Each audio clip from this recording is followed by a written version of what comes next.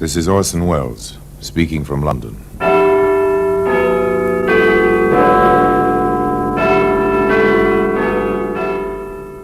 The Black Museum, a repository of death, a museum of murder.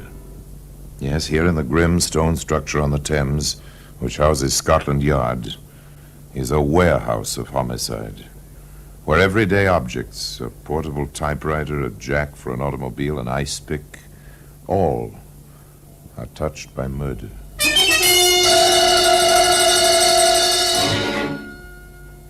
Here's a pair of spectacles. It's a familiar object, neat, not too large, tortoiseshell frames with gold tops.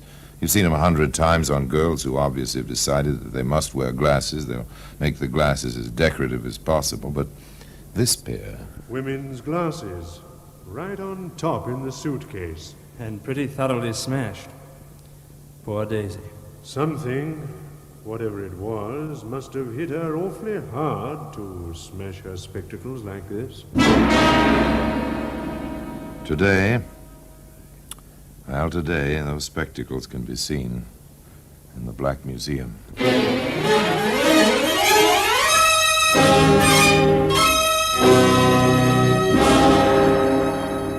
From the annals of the Criminal Investigation Department of the London Police, we bring you the dramatic stories of the crimes recorded by the objects in Scotland Yard's Gallery of Death, the Black Museum. In just a moment, you will hear The Black Museum, starring Orson Welles.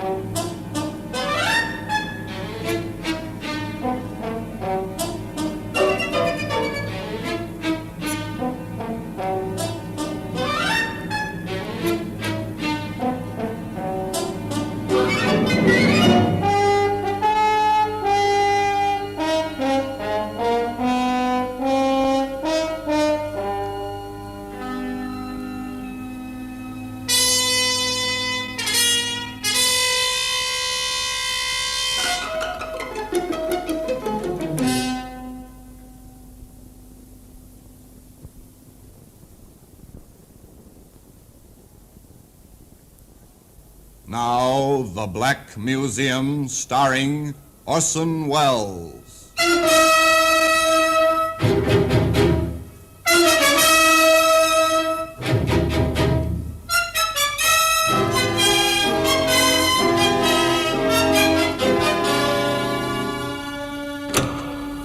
Well, here we are in the Black Museum.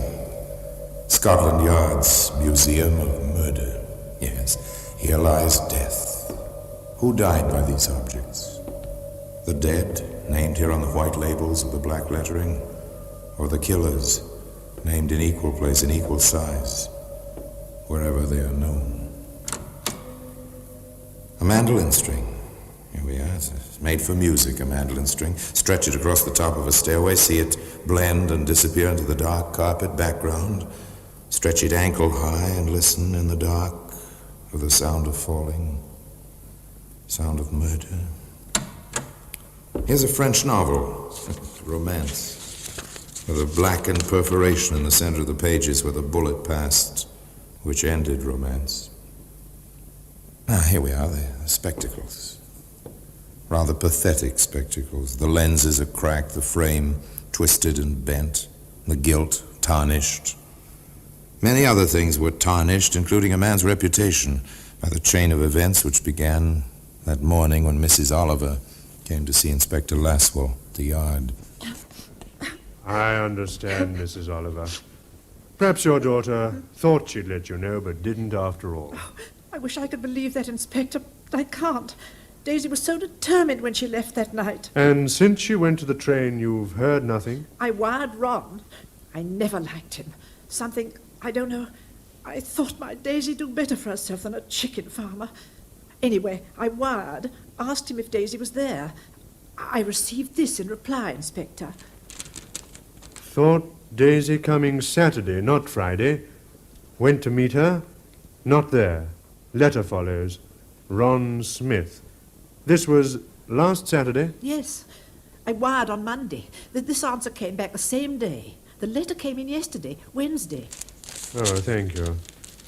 Dear Mrs. Oliver, you do not know how shocked I am. Daisy missing since Friday afternoon. This is really terrible. She wrote asking me to meet her Saturday. I went...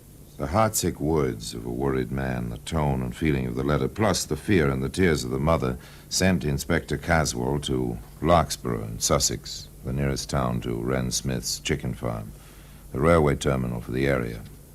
He turned first to that prime source of all rural information, the local pub. Evening, landlord. Pint of beer, please. Yes, sir, of course. Haven't I seen you someplace before, my good man? What? Oh, Jack Sheen. You have seen me someplace before.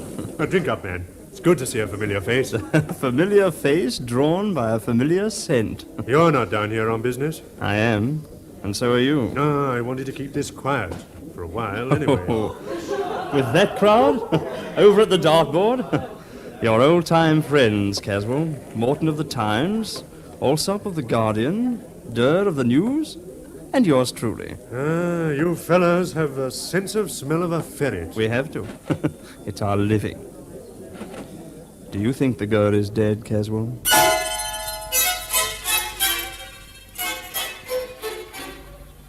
There it was, in words of one syllable, literally one syllable. Do you think the girl is dead? Inspector Caswell shrugged and turned to his drink. Without apparent effort, he drifted into conversation with the landlord while Jack Sheen stood by, quietly, unobtrusively. Have there been any talk hereabouts recently about a girl who's missing? Some? Well, girls get silly ideas sometimes, especially the young ones. Only silly thing about this girl was the man she went for. Huh? They get that way sometimes, even the best of them. Oh, I know what you mean. Anything wrong with the man in it? Ne'er-do-well, owes for feed, everything in sight.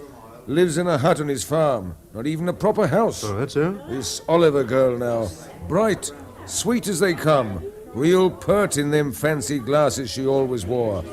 Then off the deep end over this Smith fella. Never know why they do it. Whereabouts is this chicken farm? Right fork east, second right after the fork. You thinking of going up there? Oh, I might drop over.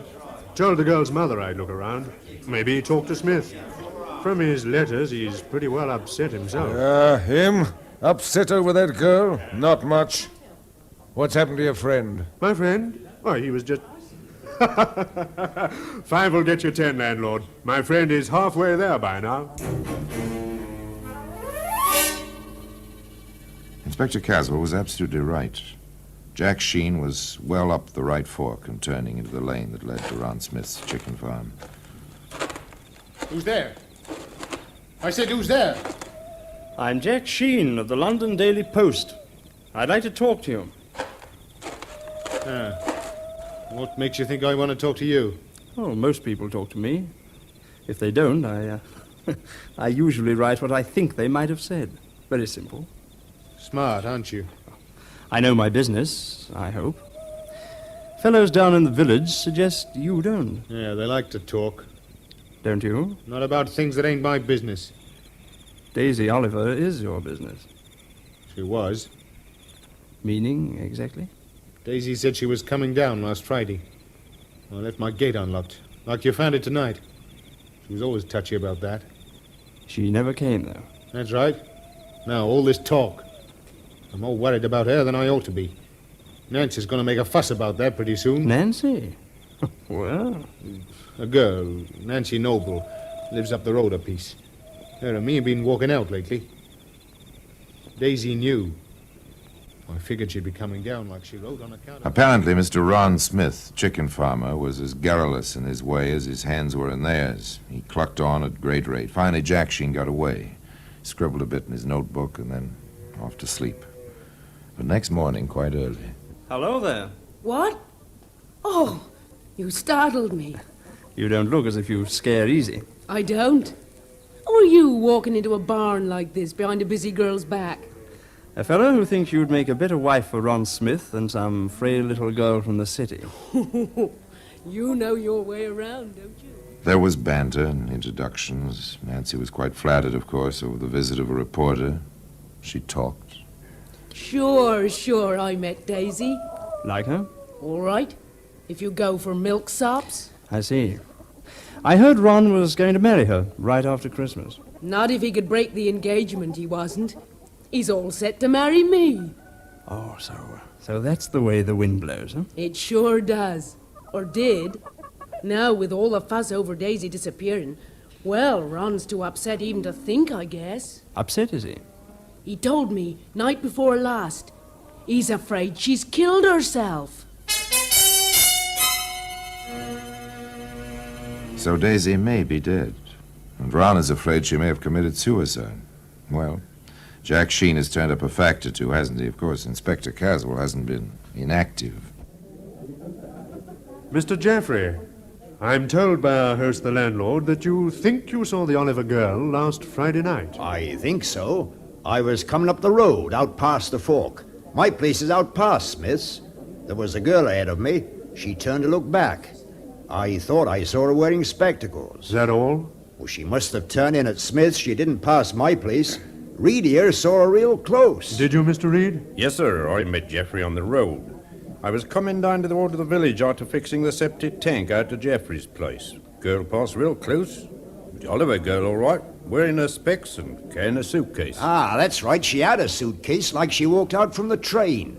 Why, the Smith fella didn't go in and meet her. Then there was the routine visit to the cottage where Daisy usually stayed when she was in Larkspur. Did you hear from Miss Oliver, ma'am, that she was coming down here this past Friday? She didn't, and she always stayed with me.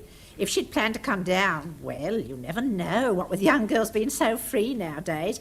And she had spent all her savings on these trips. She told me that last time she was here. When was that? Oh, about 2 months ago. She seemed so nervous, poor thing. Even then, you know, jumpy, always a little scared, like a rabbit, sort of. Oh, I don't know, I wish I didn't keep thinking. And finally, there was Edith Staple. Miss Staple had a friend in the outlying area, and Miss Staple had been crossing a field near the chicken farm, a kind of shortcut. Yes, Inspector. I'm positive I saw her. I saw 2 men on the road, too. One passed her. The men met, talked a little, and went on. By the time I passed the lane to Smith's place, she was in as far as the first shed. You saw quite a bit, didn't you? The road is on a little rise just there. I was coming up to it, and everyone was, well, sort of outlined against the sky. Well, thank you, Miss Staple. Thank you very much. There must have been a girl. 9 chances out of 10 it was Daisy Oliver. But how to prove it? Where had she disappeared to? Inspector Caswell and Jack Sheen compared notes. They stayed around Larkspur. That fact alone started the talk, which had impetus enough in any case. People don't just disappear, I tell you. She must be somewhere. She turned into Smith's place. Want to bet she never came out? Nice girls don't take chances going alone to men's homes, even when they're more decent than the hut he lives in. I'll get him, you'll see. He did the girl in. Want to bet? The talk reached Smith, of course. On the heels of the talk came Jack Sheen. Nice lot of chickens you got here, Smith. You didn't come out here to talk about chickens. No? What then? You're trying to get more on Daisy and me. The town has plenty on you, they think. They're long tongues. They wag too much. You can stop them, you know, quite easily. How, I'd like to know. Oh, just ask Inspector Caswell to bring his crew out here to dig up your farm.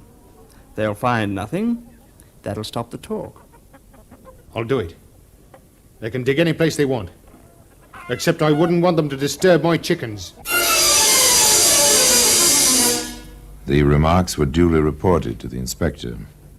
His comment was, We'll be glad not to disturb his chickens. I should think that's exactly what you would do. Oh, I don't know a thing about chickens, except roasted. Look, he was rather pointed about it, you know. Don't disturb my chickens. You know, if I were you, Caswell, I'd do some digging around that chicken run. Might save you a lot of extra trouble. You catch on, Inspector?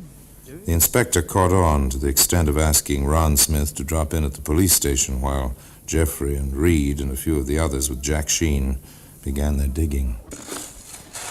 Not much good this ground. Good enough for chickens. Got something? No, just a rotten stick. Nothing suspicious like. There's something here. Yes, I'd say you had something there. Lift out your shovel, Jeffrey. Okay. Now, look, I'm going to open it. I want you to witness that I neither take out nor put in any object. Ready? Yeah, all right. All right? Okay, now we'll just watch this. It's the girl's suitcase, all right. I'd know those specs any place. Well, today those spectacles can be found in the Black Museum. In just a moment, we will continue with The Black Museum, starring Orson Welles.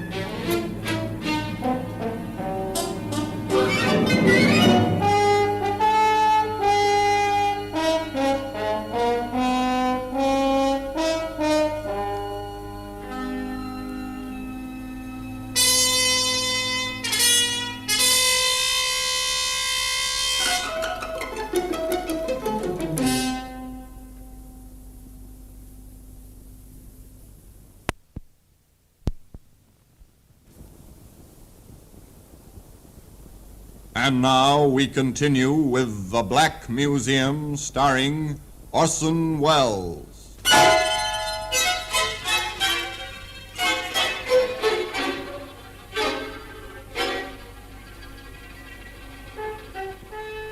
It was her suitcase. Yes, there it was, the earth of the chicken run clinging to its frayed handle, its shabby sides.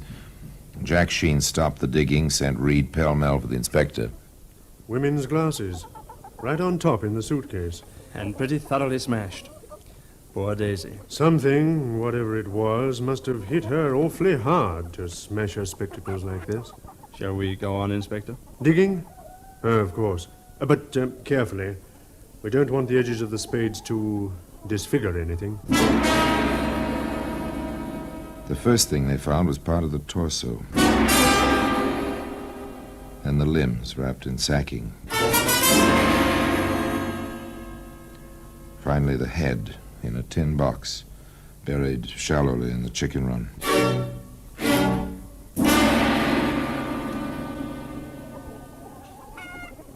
Oh, I've had enough. Are we through? Sorry I didn't have a regular police crew for this. You can go along. And thanks. You too, Mr. Reed. Where's Smith? At your local police station, where Mr. Sheen and I will be interviewing him in a very short while. They interviewed him. It was quite simple at first. They gave him the facts. We've found her, Smith, thanks to Mr. Sheen here and the strong arms of some of your neighbors. Well, what have you to say? First, I must warn you that anything you may say may be taken down in writing and used as evidence. Now, go ahead. I didn't kill her. I didn't. That's only a beginning. She came down on Friday to have it out with me. She was so nervous. She was all twitchy. She said she wouldn't leave my place until we'd set a date for the wedding. But she knew about Nancy. She knew that. We had a row, a real hard row. Well, I guess I gave in. I set the 27th of December, right after Christmas. Then I promised I'd tell Nancy that night. Daisy wasn't satisfied until I'd gone right out looking for Nancy. I couldn't find her. I came back and Daisy was hanging from the beam in my hut. She must have jumped from the table. It was awful. What did you do? Why didn't you go for help, a doctor? Well, I cut her down first. I thought there might be some life left. Did you try artificial respiration? And as soon as I got her on the bed, I saw it was no use. But you still didn't call anybody. I was afraid. I panicked. I thought they wouldn't believe me. They'd all think I killed her and try to make it look like suicide. So you buried her?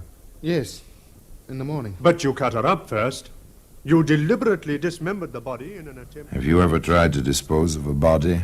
True, a body is 76% water, but have you ever tried to get rid of one? It's almost impossible to burn without special apparatus. Burying it leaves it intact. What do? Find a lime pit? Even that isn't foolproof. What do you do? After you knew she was dead, you still wrote letters to her home. I couldn't stop doing that. If people were to believe that I hadn't killed her myself. May I, Inspector? Of course, Jack. What about these? Her glasses. You found them, too. How did they get this way? Well, they must have fallen off when I cut her down. I suppose I stepped on them or something. Her head hit the table as I was carrying her to the bed. I couldn't believe Daisy was gone. I couldn't... Smith couldn't believe she was dead. Jack Sheen and Inspector Caswell couldn't believe other items. It doesn't fit, Caswell. It doesn't. What's bothering you about it? Look, a girl who's just been told her wedding date doesn't hang herself in the next half hour. I saw that. I sent his shoes down to London to the laboratory. If he did step on those glasses, there'll be bits of glass on the soles or heels. I'm no doctor, Caswell, but did you notice any rope marks on the neck? I didn't. I've sent for one of the medical examiners. We'll know all about that very soon.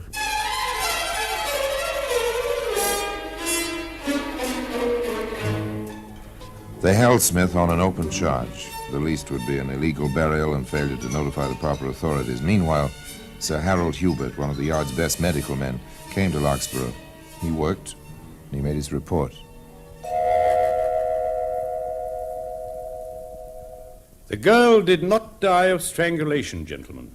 What was that? She didn't? There's a slight discoloration of the throat, but that was probably caused after death. Oh, what did she die from, then? Shock. Caused by the multiple bruises all over her body. That girl was beaten to death.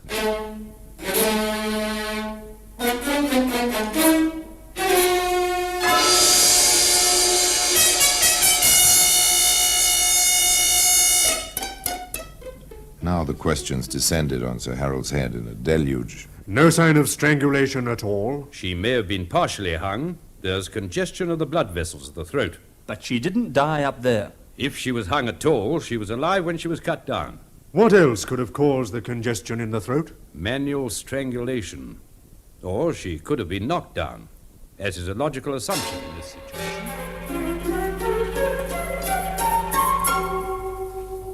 Did you knock her down and step on her throat, Smith? Of course not. How could I have when she was hanging as I entered the building? You're certain she was hanging and dead? I know she was hanging.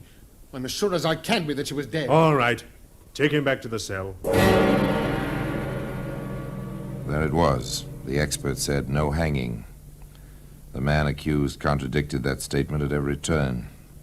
Once again, the inspector and Jack Sheen went out to the chicken farm. What are you up to? Give me a boost up onto the table. Okay. Now what? I'm not going to hang myself. Come on up. I think it'll hold both of us. All right. Here I come. Huh. Not the safest perch in the world. Okay, now what? Look here. Along the beam. What a filthy animal. Didn't Smith ever clean his place? Maybe it's just as well he never did. Yeah. Look, I don't get it. He said a dozen times he found her hanging. If a rope passed over this beam, as Smith maintains... The dust up here would show the marks. You see any marks, old boy? Not a thing. Not even a bit of rope fiber. Sir Harold is right. No death by strangulation. Not by any rope which passed over this beam. I wonder how friend Smith is... Smith did his best to explain the matter. In fact, he did a trifle better than his best. That's possible. The rope must have caught in the joists. She didn't weigh very much. And by the way, where is the rope? I burned it. It gave me the willies. What kind of rope was it? Ordinary hemp rope? Not sash cord? No, hemp. What did you intend it for? Oh, no special purpose. You always have rope around a farm. Inspector Caswell reminded Mr. Smith quite tersely. Hemp rope leaves its fibers caught in rough wood when it's passed over the wood. There's no sign of fibers, or any mark in the dust. Well, then the dust settled back after I took her down. How did you take her down? I lifted her with one arm and freed the rope with the other. Now, let's go back to the beginning, Smith. When did you first see her that night? Oh, she came to the gate. It was locked. She called. I let her in. We argued. Then we made up, and I went to tell Nancy. When I came back... Hadn't you better keep the story straight, Smith? That is the story. You said before you cut her down. You told Mr. Sheen you left the gate open because finding it closed upset her always. Then I made a mistake. Oh, you made a mistake, all right. You made your story much too involved. You see, the laboratory has reported on your shoes. Not only are there no bits of glass in them, proving you did not step on them, but there are traces of lipstick on one and traces of contact with human skin on both. I submit, and I shall so state to the jury at your trial, that you attacked the girl with force and violence, that you smashed her glasses on the table, that you beat and kicked her into insensibility and death. Your story tripped you, and the laboratory did the rest. I'd say, Smith, next time, keep it simple. But I doubt if there'll be any next time for you. Well, today, those spectacles can be seen in the Black Museum. Orson Welles will be back with you in just a moment.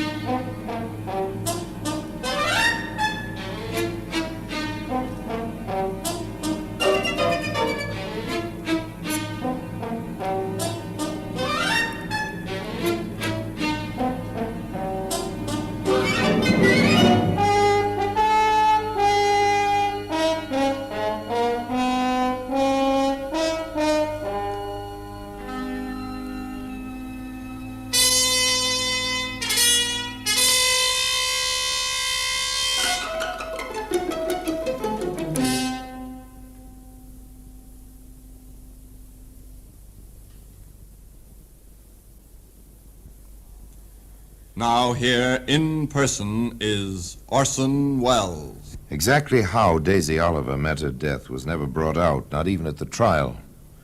Whether Ron Smith beat her to death or whether she fell to her death, no one knows. But she was murdered, and by Ron Smith. There's no reasonable doubt about that. Nor was there any doubt about this man's character. Not only did he write of his concern over her disappearance to Daisy's mother, not only did he write long, endearing love letters to a girl he knew was dead, but from his cell, as he awaited trial, he sent a wreath to her funeral, palm leaves and one lily, with the phrase attached, "Until we meet again." I wonder if they ever did meet again. Well, until next time, till we meet in the same place, and I tell you another story about the Black Museum, I remain, as always, obediently yours.